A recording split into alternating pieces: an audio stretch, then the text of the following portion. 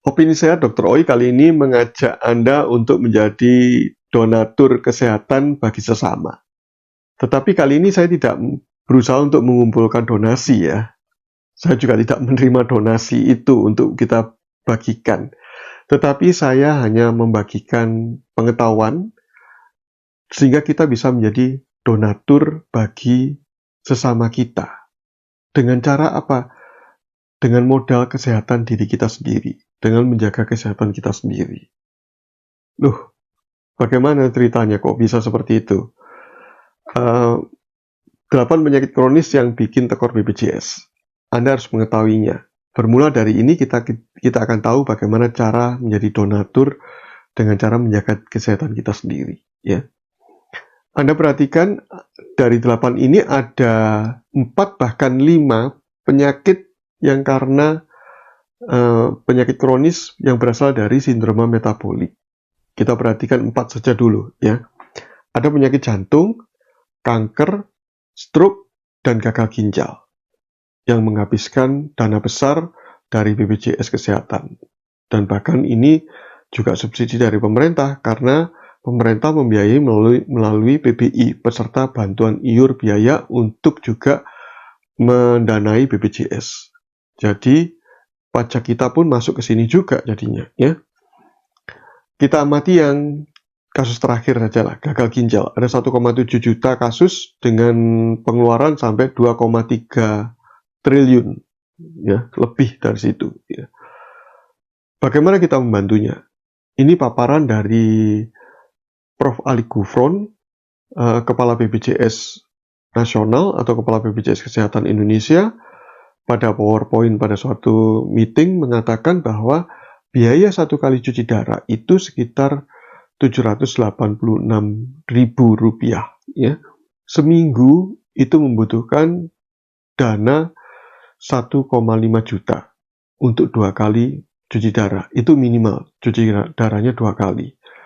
Kemudian 1 bulan penderita di cover oleh BPJS ini harus membiayai sekitar 6,2 juta.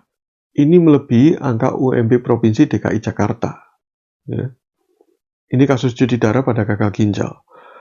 Dan untuk membiayai itu, yang setahunnya sampai 75 jutaan, maka dibutuhkan untuk 1 orang yang cuci darah seumur hidup itu, maka dibutuhkan sokongan atau dikawal atau donatur dari 110 orang lainnya, yaitu peserta BPJS Kesehatan yang rutin membayar iurannya dan sehat, tidak mengalami sakit penyakit.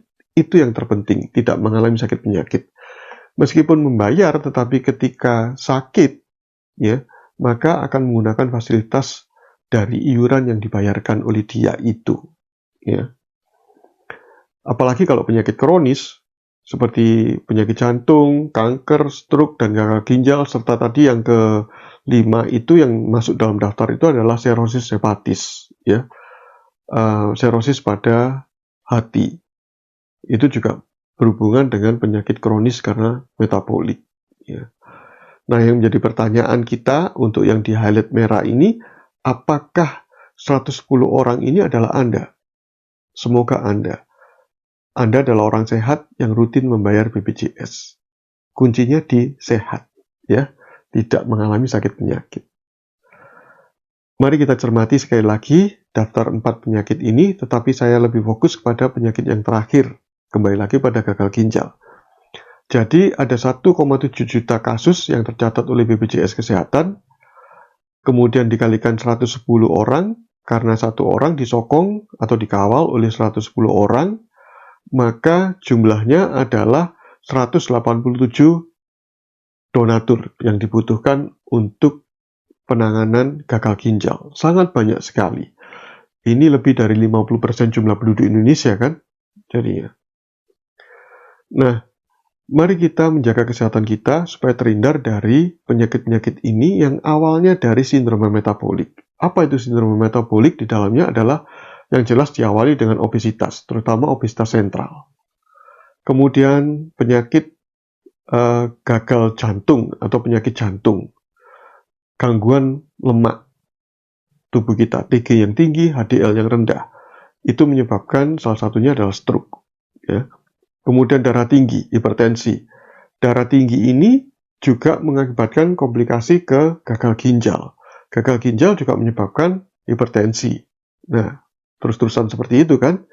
Lalu berikutnya adalah penyakit DM atau kencing manis tipe 2. Ini adalah sering disebut sebagai induk dari berbagai macam penyakit. Ya. Komplikasinya dari ujung rambut sampai ujung kaki, termasuk gagal ginjal, jantung, stroke, kanker, bahkan itu berhubungan dengan kencing manis. Lalu demensia, mudah pikun jadinya, ya.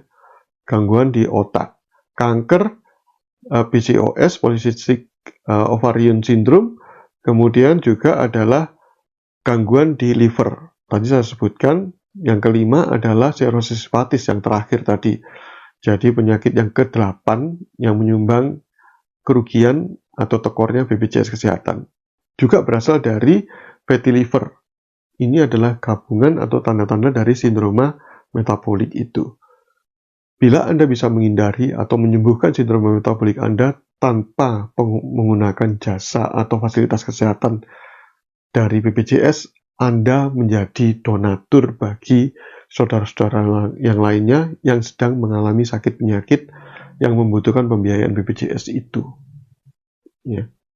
Karena itu, mari kita mengasihi sesama kita melalui kesehatan dengan cara menjaga kesehatan diri Anda sendiri, terhindar dari sindroma metabolik atau mengontrol sindroma metabolik Anda tanpa obat-obatan, tanpa menggunakan fasilitas kesehatan BPJS. Ya. Supaya Anda punya kesempatan untuk membantu saudara-saudara atau sesama kita, warga bangsa Indonesia ini, untuk lepas atau terkontrol kesehatannya. Ya. Dan jangan lupa membayar iuran JKN sebelum tanggal 10. Tetapi disclaimer-nya, saya tidak dibayar oleh BPJS loh ya. Saya tanpa sponsor BPJS ya. Saya mendukung BPJS Kesehatan karena BPJS Kesehatan sangat bermanfaat bagi kesehatan bangsa Indonesia ini. Ya. Tanpa BPJS, maka akan banyak orang menjadi sadikin, ya. Sakit sedikit miskin, karena biaya pengobatannya sangat besar. Bila tidak disokong oleh BPJS Kesehatan melalui kita-kita yang sehat ini, maka banyak orang akan menjadi sadikin. Kita tidak berharap sadikin makin banyak di Indonesia, kalau bisa makin berkurang, ya. Karena kesehatan itu sangat penting. Sebenarnya sehat itu murah, ya. Yang mahal itu adalah sakit.